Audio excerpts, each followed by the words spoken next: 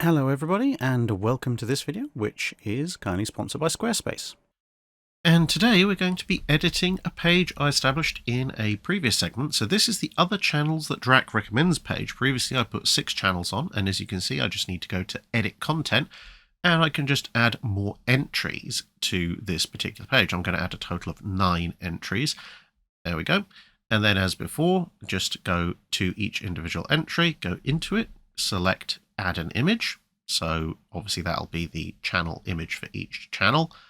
Then in title, I just type in whatever it is the channel happens to be called. Usefully, quite a lot of channels actually have their description in the picture as well. And then add the link, and we're all done. That is literally how easy it is to add a little entry like this in Squarespace. Now, of course, I've just got 8 other entries to do. There you go. And finishing off with Great War Channel there. Save, exit, page changes all done. And then I just click on random one. Let's see this one. Epic History TV. And yep, that page is loading perfectly fine. Scroll down. And oh, look, there's the videos I did with them. All nice and easily done with Squarespace. So if after all these little mini tutorials I've been doing, you think you could build a website for maybe ideally naval history purposes, but you never know, you might want to do it for some other reason, then head over to squarespace.com/Drakenfell. You can get a free trial, and once you're ready, that little link will give you 10% off your first website or domain. So thanks once again to Squarespace for sponsoring the video, and on with the main show. Hello everybody. So in the spirit of catching up with some of the stuff from the Australia trip, today we're going to have something slightly different. Now, for those of you who aren't familiar with the Australian museum ship scene, this might be somewhat news to you, but the Queensland Maritime Museum in Brisbane for many decades had custody of the historic Tug Forceful. At the time that we were in Australia in summer 2023, or at least our summer, their winter, the ship was not at the museum. It was tied up further up the river. And there was quite a bit of question hanging over what state she was in, why she was in that state, and what was going to happen to her, with a lot of online talk, as there usually is, with people making up their own theories, mostly blaming the museum for what had happened. However, I got a chance to sit down with one of the people who run the museum, and they were able to give quite an extensive interview describing exactly what the state of Forceful was as of summer 2023, and why it was there, and what the issues faced by the museum in moving forward with regards to the tug were. So, with that said, please enjoy this interview, and many thanks once again to the Queensland Maritime Museum for allowing me to record it. Okay, so this is a slightly different item on our Australian tour. We're currently at the Queensland Maritime Museum, and for those of you who are in Queensland or Australia generally, you'll probably know a lot more about it than many of those who are overseas. But we're going to talk about the Tug Forceful, which is quite a historic vessel, so it's been subject to a fair bit of controversy of late. But we're going to set the record straight, talking to one of the gentlemen who works here. So if you'd like to just give everyone a quick introduction, who you are, what you've done, etc. My name is Casper Kuiper. I'm the chairman of the Maritime Museum, volunteer. I'm in the shipping and dredging and ex-Navy for 65 years. I'm in that industry way back. I'm a farming son and shipping son from the Netherlands, the north part of the Netherlands, Friesland. I came in 1980 to Australia, construct the Brisbane airport. In 1983, I went back to the Netherlands for the flood barrier, construct the flood barrier, $10 billion project. From there, I went to Aveiro in Portugal, I built a container port. From there, I went to the Azores, and then so I landed back into Australia. I got married to an Australian lady. I migrated already in 1983-84 as a business migrant. It took me 2 years before I decided to come to Australia because I had a lot of projects around the world, and the immigration department thought you just pack up and go and buried everything behind you. So I arrived in 1985, moved my company in 87, and since that time I've traveled all over the world, building ports, Hong Kong, Singapore, the Palms in Saudi Arabia, and you name it, where I have been. Too much to talk about it. And then I also had an official position as consul for the Netherlands. I held that position for 20 odd years, 26, 28 years. I did that, and 3 years ago I was invited to take over as a director chair for the Maritime Museum. And Maritime Museum that time was going through very difficult situations, COVID, no support anymore from the state government. The government took the funding away in September, coming up September for 3 years. That means we have to sack the CEO, the manager, and other support group, and we are totally volunteer. The museum runs only by fallible volunteers who giving 7 days a week their time. Not easy. Our age group is getting very old. Our oldest one is 90 years of age, Mr. Jack Hamilton. He is our Olympic sail manager and a garden manager and so on. That means, hard work. The oldest person is 90 years of age who runs 5 days a week. He comes to the museum. And I appreciate that very much. Otherwise, most of our volunteers, I believe there are few on the Sunday, they're in the 20s, 25, but otherwise the age goes up from 50 till 80. Mm-hmm. That is how we run the Maritime Museum. And very interesting, it's a very big site, the Maritime Museum of Brisbane. It is a 17,000 square meter site. It is also dry dock, one of the oldest dry dock, 140 years of age. We got the Pearl Locker, 115 years of age. We got the HMS Diamantina, is about 80 years of age. Celebrated 1943, built in Queensland, in Maryborough, been given to the Maritime Museum, been put into the dry dock. A lot of work. It's a ship starting not only from the outside, but also starting rusting from the inside. Because the inside in the tanks, because the humidity in this country, the tank starts sweating, the rust starts forming. It is too big for just for 65 volunteers to look after the Diamantina. In one respect, we had a couple of grants. We had grants from the state federal government for $150,000, and we're doing up the Diamantina for a coat of paint. Can't do it all because we need every year to spend on the Diamantina approximate $100,000. At the moment, we don't have that. But we're getting down there. Then we have the Pearl Locker. We just got a group of people together at shipwrights. They're working 2 days a week. On the Tuesday, on the Thursday, with about between 6 and 8 people. The woodwork is a wooden ship. One of the last Pearl Lockers out of Thursday Island, with a beautiful history of that ship. Slowly, that ship also is rotting away because the wood rot comes in. The dew also from the climate here in Australia. But we're getting down there. Lucky, last year we managed to get a grant from Copeland Foundation in Melbourne, who donated $50,000 for the Pearl Locker, the Penguin. We got another beautiful ship, the Pink Lady, and what is, so you know, Jessica Watson sailed that ship. She was just 16, 17 years old. We did a celebration this year because she launched a film, and in 15th of February she came to the Maritime Museum with the film star Tegan Cogan. And I spent nearly 5-6 hours in the museum, met all the volunteers, and we did it up we had a celebration for her. We did a barbecue.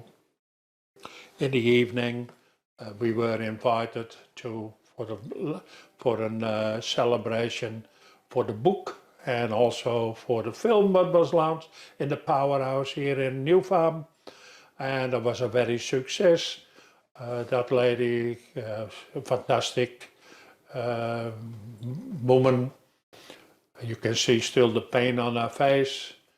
She did it, a good model for the young people. We had a wonderful time. She will come back to the museum, and otherwise we invite her. We got a lot of artifacts from the Peng lady and from Jessica Watson. She has written at the present moment 3 books and so on. That is that part of it. Then we have the cafeteria. There's the lightship, also over 100 years old, sits in the dry dock, needs also tender and care. We done it up 3 years ago. It never stops, of course. Steel ships, old plate work, etc.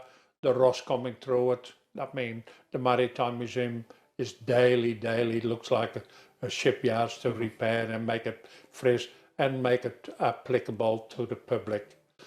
Our public at the moment are not back to before pre-COVID.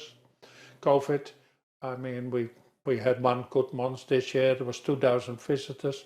Whatever it is between 1,000 and 1,200 visitors every month come into the museum.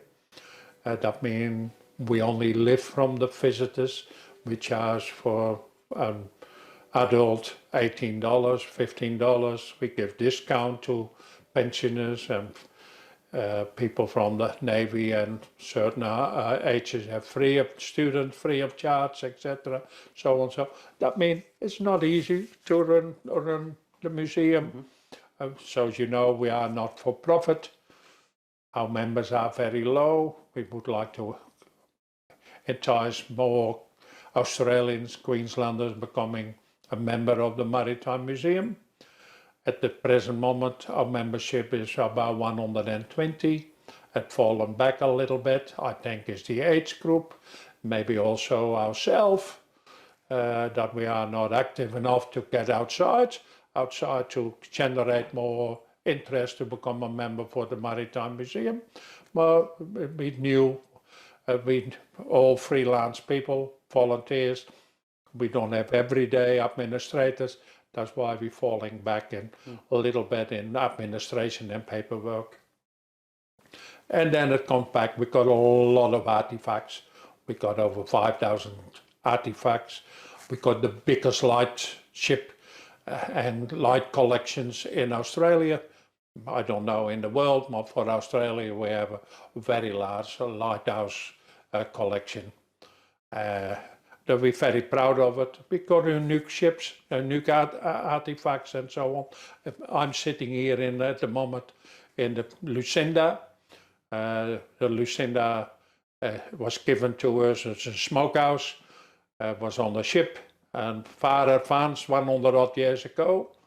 And that sailed between between New South Wales and Queensland because the rail was slow. Flying was no many planes in those days. There's a ship that went between the ports and between Queensland and New South Wales and met the contractors and met up with the investors and so on. That showed what they could do, agriculture and industry and all the other stuff. And we are lucky that the law court a couple of years ago has given this to the Maritime Museum. We're sitting here, it's $500,000 worth it, and a beautiful copy of the Lucinda. And we have 2 models here as well from the Lucinda and porcelain.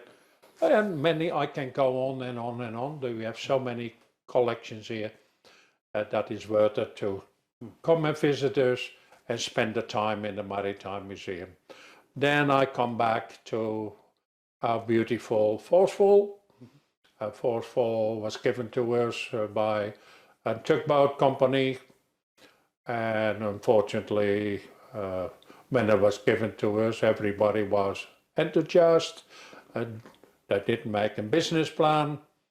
Ship sailed during Expo in 1988. We went out every day with visitors and contenders sailing up to the bay and back to the Maritime Museum. That have changed in 2006. 2006, South Bank, after the Expo side, it took a long time before South Bank, that the government and the city council had a plan what they want to do with South Bank. Today, South Bank is a unique 1.5 kilometer long entertainment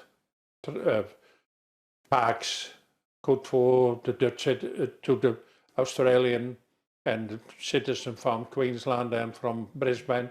They are entertaining. There's plenty to do in South Bank.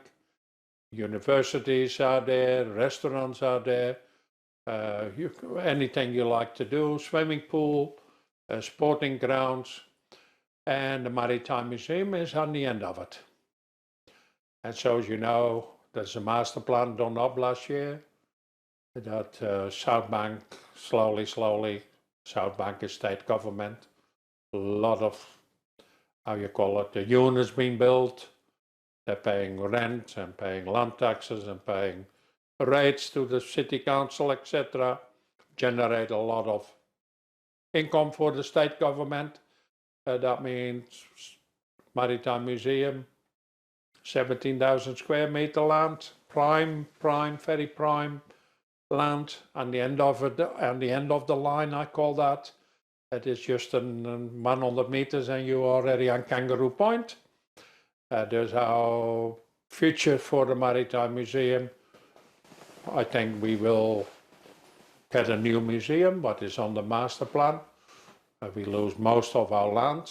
That is okay, is acceptable. You have to go with the time and so on. That is what I said before. If the volunteers are dropping off, it becomes a very hard slog to keep the museum going. And that means in the next 10 years, less than 10 years, when the Olympic Games are starting, the government will come up with a plan and it will be a big change for the Maritime Museum. Then on my last of this, we had a beautiful tugboat, what I said before, 2006, that changed. There were units being built left and right. They were complaining about the smoke from the Diamantina, from the Forceful, because Forceful is one of the last steamship, coal-fired steamship, and we have to stop operation. And that means the ship was laying in front of the Maritime Museum on a little pier, a little wharf. And 2 years ago, 2021, we got notice from MSQ, Maritime Safety Queensland. They were concerned about the safety of the Forceful, and we got orders to slowly to take them away to the dry dock. On the 16th of January 2021, the Forceful sailed with a tugboat to the yard. After about 5-6 months' time, we repaired so good as we could. We got a grant also from the Copeland, $50,000. We strengthened the ship. We did thickness tests. We repaired the ship. We got a certificate from our surveyor that the ship was worthy to go back in the water. And then MSQ came with orders because of the flooding of the Brisbane River. The ship could not go back to its original berthing. Wow, that's thrown a big spanner in our plan, because we did not have a plan, because we thought the ship would go back to the museum as a display ship. And that means we didn't get any orders. That ship had to stay ashore. we repaired, so as I said, we repaired the ship. And slowly, our prices increased from daily from $200 to $450 a day for hardstand. That means that was a very big slice out of our assets.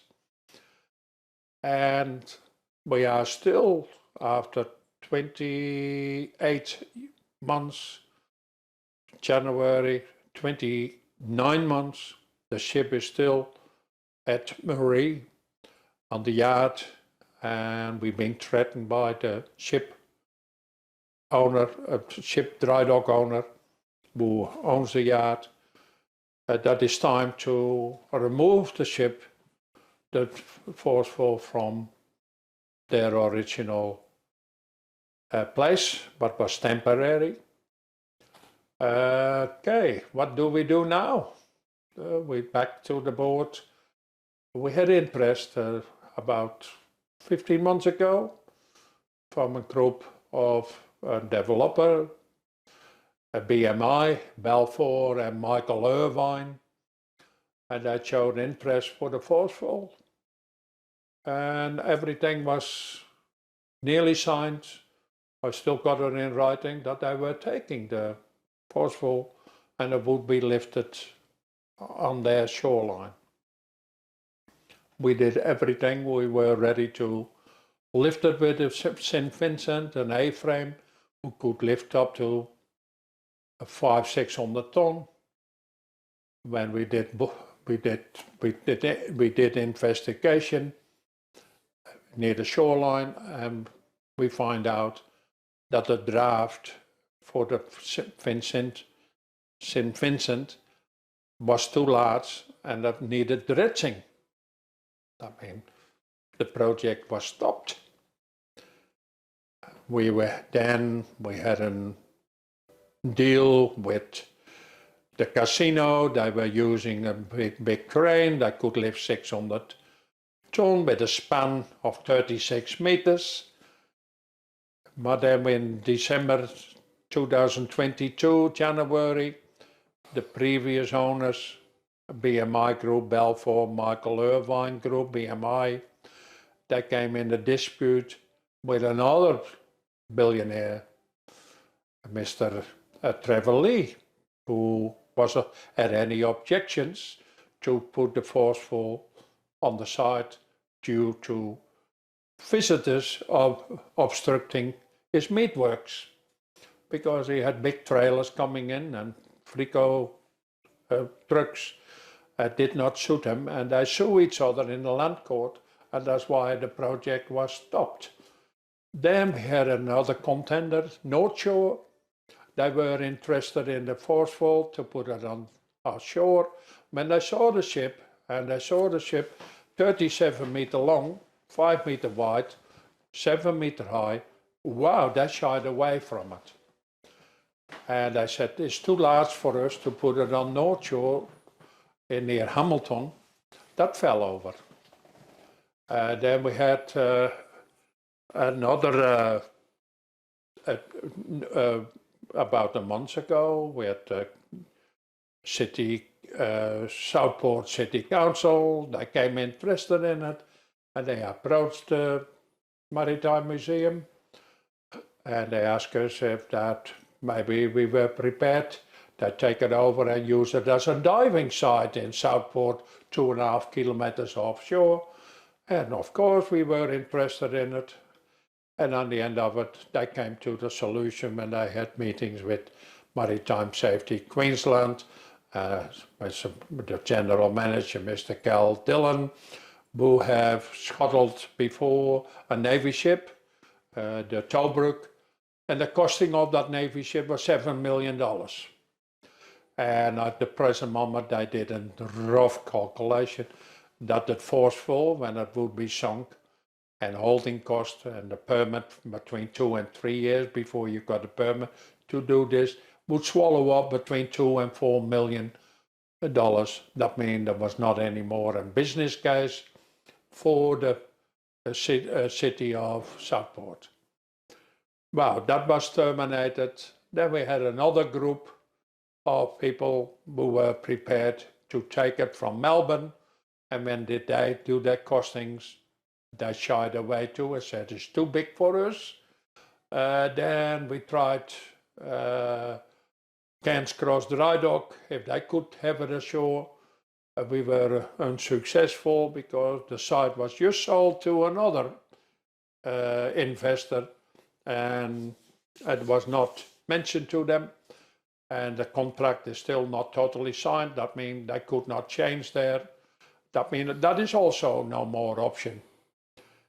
At the end of it, we had to make our decision because of the threat we have that the Forceful has to leave the yard, otherwise they sue us, and the price goes up from a daily rate from $200 to $700 a day. That means $21,000 with an outgoing for the Maritime Museum of $18,000. That means we have to cough up $49,000, nearly $50,000 a month, and we could not raise that money, $50,000 a month, because the income, we don't have that income.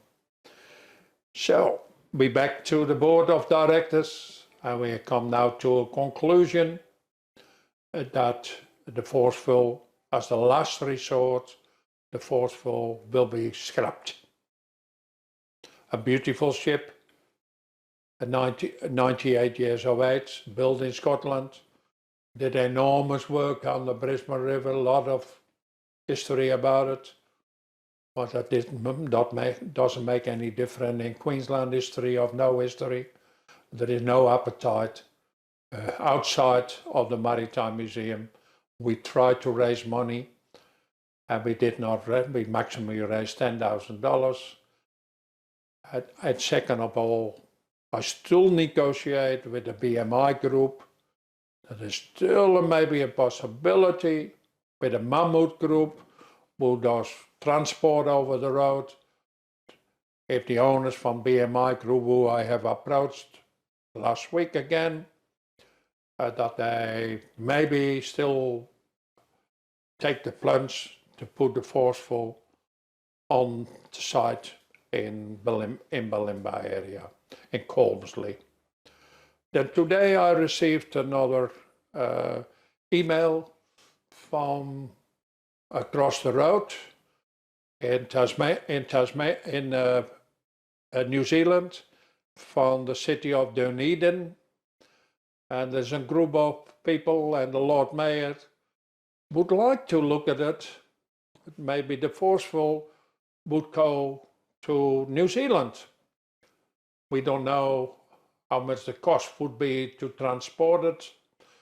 We have to look at it, had to be towed over, and so on. This, at the present moment, in the next 6 months, so the situation looks like present. The Forceful will be scrapped in November, December of 1st of January in 2024. Dus that's my story about the Forceful.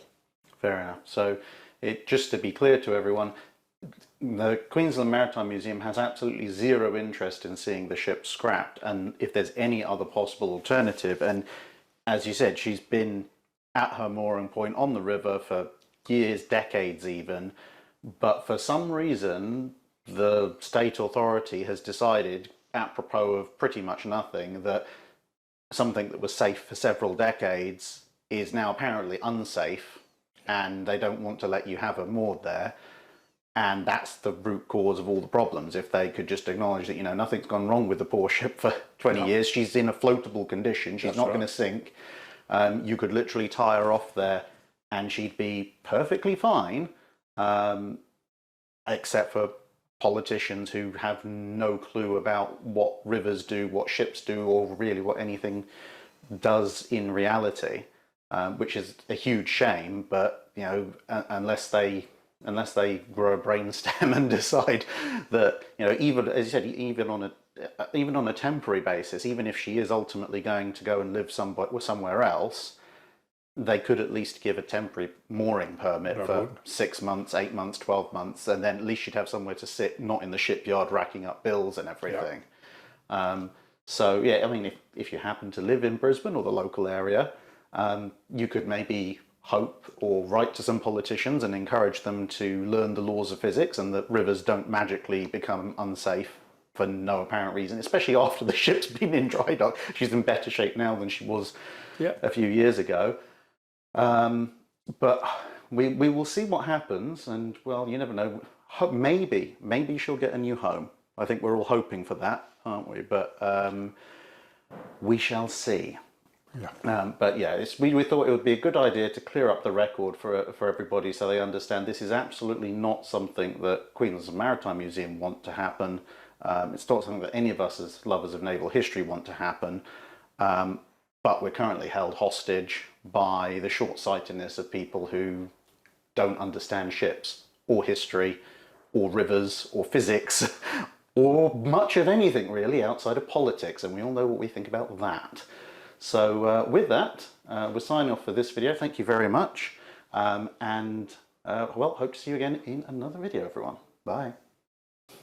Sadly, the postscript to this video, of course, was that after we left Australia, towards the end of 2023, none of the options that were potentially on the table to save the Forceful managed to pan out, and unfortunately the historic vessel was then scrapped towards the end of 2023. But at least now you know why that happened.